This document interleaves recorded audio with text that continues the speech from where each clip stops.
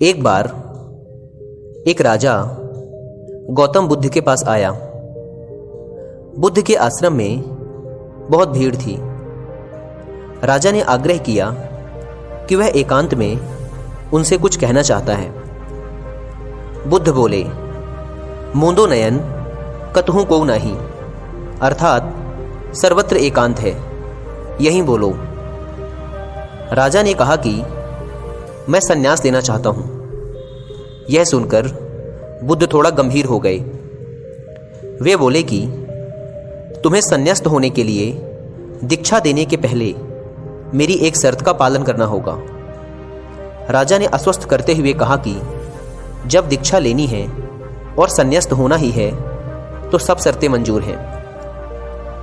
बुद्ध ने आदेश दिया कि अपने कपड़े उतारो, जूते उतारो और नग्न हो जाओ और अपनी राजधानी के राजमार्गों पर स्वयं को जूते मारते हुए चक्कर लगा कर आओ। राजा ने वही किया।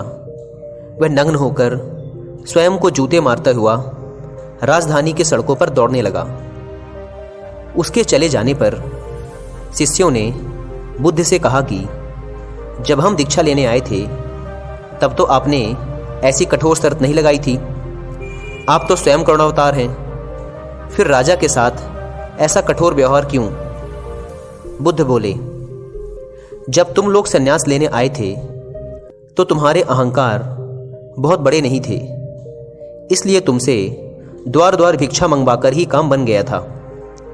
पर यह तो राजा है, इसका अहंकार बहुत बड़ा है, इसलिए महारोग की दवाई भी अधिक शक्तिशाली होनी चाहिए। राजा जब इस दशा में अपने ही प्रजाजनों के सामने से गुजरेगा तो उसका अहंकार चूर चूर हो चुका होगा। राजा ने शाम तक शर्त पूरी कर ली और बुद्ध के चरणों में आकर बैठ गया और कहने लगा, भंते, मुझे दीक्षा देकर अब तो संन्यास्त करें। बुद्ध ने राजा के सर पर मुकुट रखा और कहा कि अब तुम्हें संन्यास लेने की जरूरत नहीं है।